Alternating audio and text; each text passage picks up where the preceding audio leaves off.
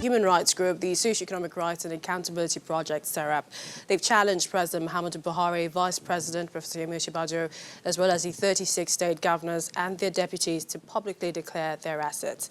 In a Freedom of Information request released to the public, SERAP is asking the President and the governors to provide a summary of their assets, specifically property and income, contained in their asset declaration form submitted to the Code of Conduct Bureau since their assumption of office. SERAP is also asking them to clarify within 7 days of the receipt of the letter if they have any reason to review and update the asset declaration submitted to the Code of Conduct Bureau, while also providing the summary of any such review. We get some perspectives on that request of SERAP and indeed what it means. We have joining me the Executive Director of SERAP, Mr. Adetokunbo Mumuni. Thank you for joining us. Also in the studio here in Lagos is Evan Suferi. He's also a legal practitioner. While we have via telephone the Chairman of the Code of Conduct Bureau, Professor Mohammed Idris. Thank you, Professor, for joining us, and thank you, Mr. Suferi. All right. Well, let's begin with you, Executive Director of SERAP. You're coming out to say, why indeed did SERAP say that 7 days declare your public assets? Why is this ultimatum being given and why now? You see, there is a provision in the law that says every public officer must disclose assets and even liabilities. But we are concerned with what has happened since they took power.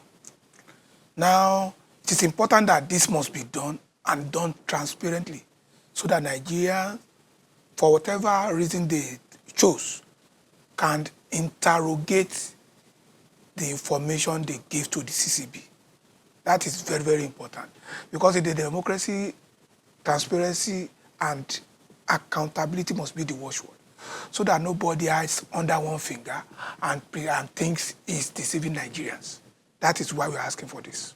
We're just told that we have a professor via telephone now. Professor Idris, if you can hear me, thank you for joining us. SERAP, yet again, they're saying that the President advised deputies to publish their assets. What's your take on this request? Yes, I had the privilege to read this one earlier, yesterday.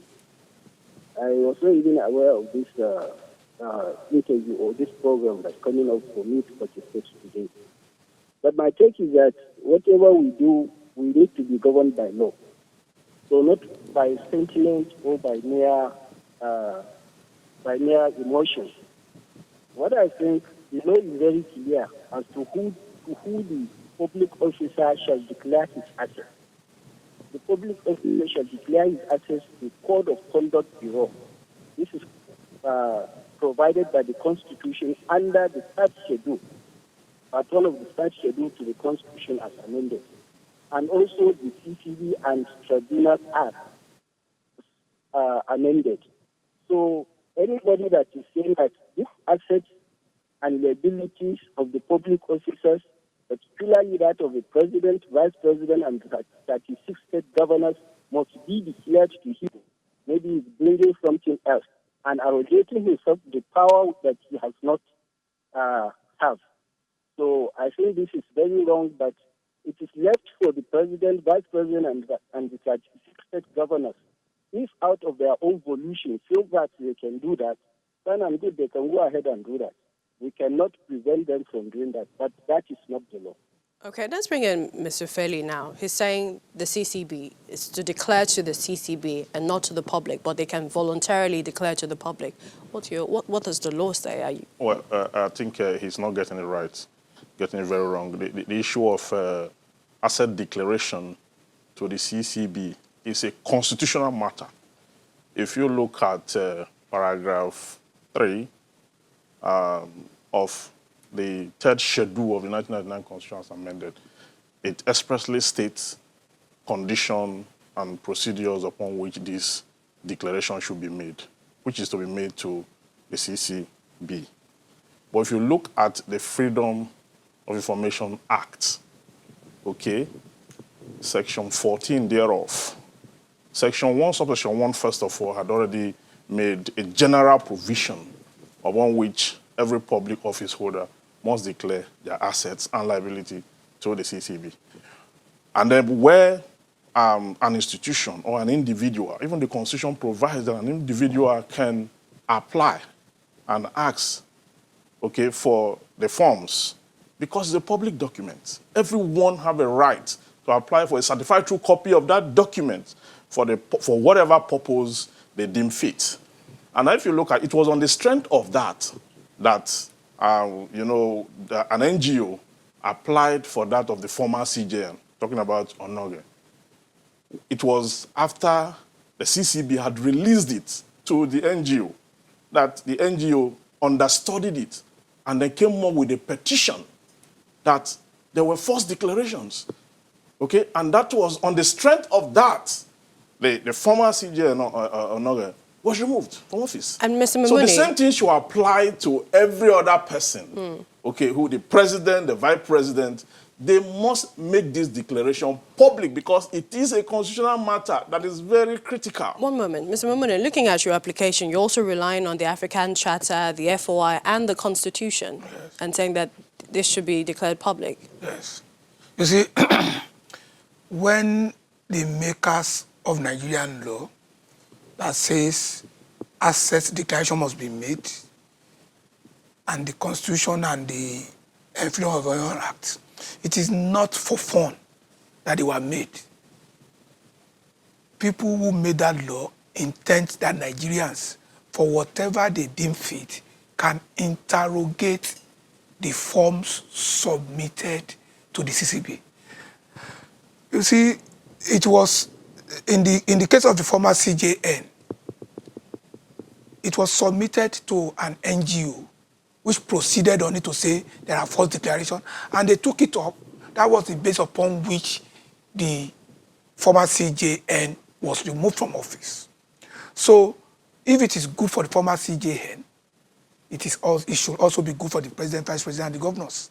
So we should not leave ourselves in a position that we would want to enforce laws strictly when it comes to certain agencies and individuals, and we should not to enforce the same law when it comes to people that we have interest in. That will not be fair in a democracy. That's the point that's been made. All right. Professor Mohammed Idris, so I'd like to get your point of view now, and this is based on some of the arguments they've given on the strength of the FOI and several other laws saying that this public declaration should be made. What's your response? If you can briefly give us that, because we need to take a quick break shortly. Let me give you the right impression. What they are doing is wrong. One, declaration should not be made public. By law, it must be made to not to any other person or power or authority. Two, that the former was never released any document on asset declaration to any other private organization. We do release to our sister agencies, particularly anti-corruption agencies and law enforcement agencies when there is a request for that. So how the form gets to an NGO is not our business, and we do not know. But to our own knowledge, we have never, and if anybody, I contest it, if anybody knows the NGO and the documentation through which we have released any NGO or any private organization, I challenge him to come forward with that proof. Will the Code of Conduct Bureau, have these persons in question, talking about the president, the vice, and the state governors and their deputies, elected, appointed, have they declared their assets? And the second question is, will the Code of Conduct Bureau be making these assets public?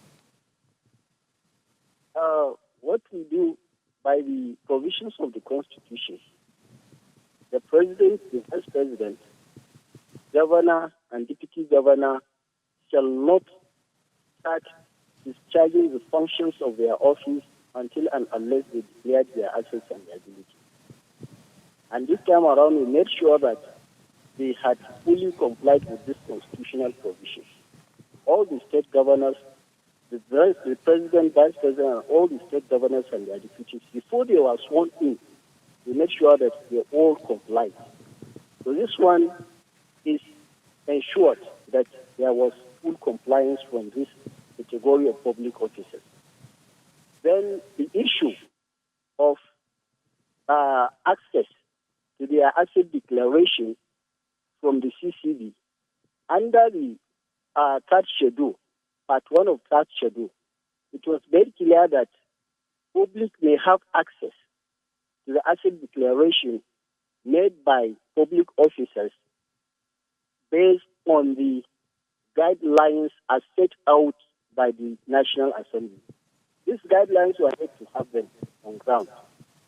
Well, we have Freedom of Information Act, which a lot of people are banking on, that it gives them that privilege or right to have access to this document being public document. But this Freedom of Information Act is very explicit in the sense that any document that contains personal data of an individual, which is in custody of a public institution, so such a document cannot be accessed by any private person until and unless he obtains the written consent of that individual. Most of these NGOs that are coming forward to ask for these asset declaration forms, they don't comply with these provisions. They don't come along the written consent of such individuals that they are seeking to have access to their asset declaration. And therefore, Code of Conduct Bureau is an institution established by the Constitution and guided by the Constitution and extant laws of this country. Therefore, it cannot be seen to be violating the country. All right, let's come back to our guest in the studio. I'll come back to you lastly, Mr. Mumuni. Ufeli, on this issue, you said it's a public document and there is a right to demand and to ask, but he's saying there are certain data protection privacy issues. Yeah, I understand where he's coming from because the law has also, he just stated the general rule, okay?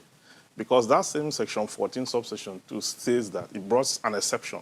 The position he quoted, there's an exception to it.